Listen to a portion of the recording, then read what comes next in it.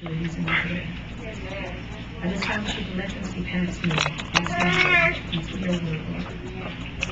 And all your things are perfect. Amen. I'm going to take up this flower. I just want to put my good, and I think I'm having some allergies problems. So thank you, my grandmother got this one. How to deny me, myself, and I. I want to share a little story with you. Back in February, and I know the exact date, it was Thursday, February 22nd, 2007. I had this revelation about wanting to become a better Christian. Because during that time, I felt so depressed and so unworthy and so unsatisfied. So I was determined to do something about it. So I said, I'm going to make a change for the next 100 days. And in about 5 days, which is June 1st, would be my goal, my day of celebration. Okay. And I knew it was going to be rough because I had such low self-esteem, but I was determined to reach my goal.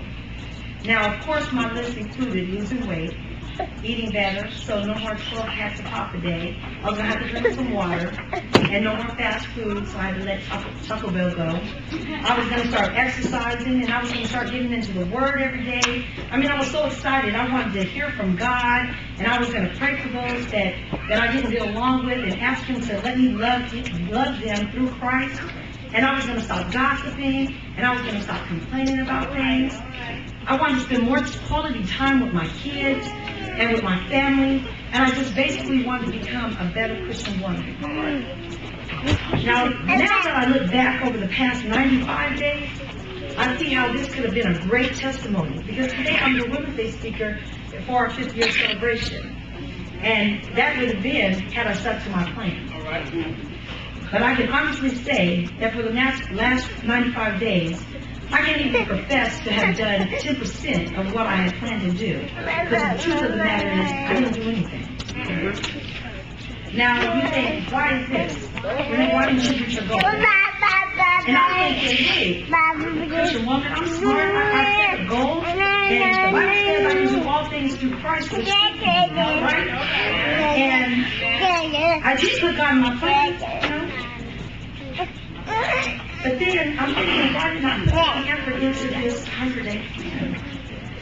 And then I sat down and I thought to myself simply this: I let myself get in the way, and that's just plain simple. I let my agenda and not God's agenda get in my way. And now that I think about it, I did say that I came up with a plan. I don't even remember asking God, did He even want me to spend 100 days on myself? And I don't even remember asking Him that for His guidance in the matter. And I don't even remember asking Him to bless the change in my life. As Christian women, how many of us fall into that same trap? Now, we are so good at managing our chaotic lives that we feel we can organize God's plans. But we need to realize that we can't. We do need His guidance to make a positive change in our lives. Now, we will be judged, because Matthew 16:27 states, "For the Son of Man shall come in this glory of His Father with His angels, and then He shall reward every man according to his works." He's going to reward us for our works. And so we do need to do things through Him. Today I want to take a look at Matthew chapter 16, starting at verse 21, give you a little background on it. In verse 21, you'll find Jesus spending time with His disciples, letting Him know that He must die on the cross. And in verse 22, it shows Peter rebuking Jesus and says, "It should not be." Now the word rebuke in this passage, in this scripture, means basically to come straight out with boldness. So Peter, with authority, said, "I'm not going to let that happen." And then you see quickly in verse 23 that Jesus says to Peter, "Get behind me, Satan. Thou art an offense unto me. For thou savest not the things to be of God, but those to be of men." Then we come to my key verse, which is verse 24. "If any man will come after me, let him deny himself and take up his cross and follow me." Which basically means if you choose Christ, then you must deny the things that you want to do. And then you need to expect to go through some trials and to then go into the same direction or to be on one accord with the Lord. Now I want you to call yourself the attention to the part about denying yourself. Ask yourself, do I deny myself to Christ?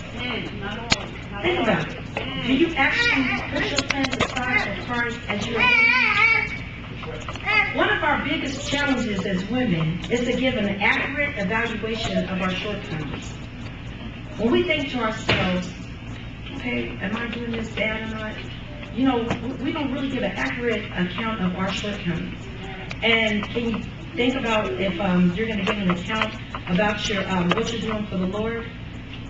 As Christian women, sometimes we tend to think that now that we're saved just a minute and we're coming to church twice a month, squeezing in a Bible study or a Sunday school here and there, giving a little donation to help feed the homeless, putting a little something in the pastor's love envelope, coming to church with our dress lines 2 yards down below our knees than when we first came, serving on a board, and even attending an afternoon service once in a while.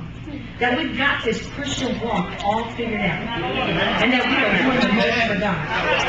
Well, I'm sorry, and I hate to bust the bubble today, as good as y'all look in your purple and gold, but I want to challenge you and say that you may not be doing exactly what Christ would have you to do.